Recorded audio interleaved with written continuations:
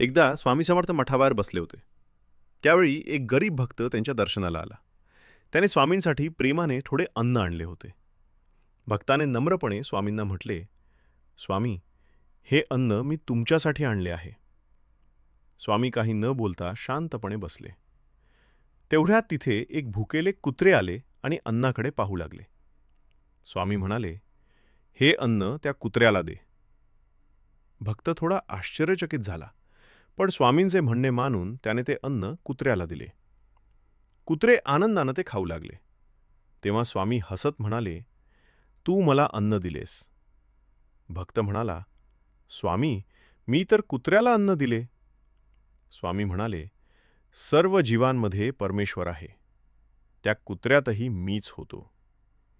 भक्ताला मोठा बोध झाला. सर्व प्राणीमात्रांवर दया करावी. प्रत्येक जीवामध्ये देव असतो.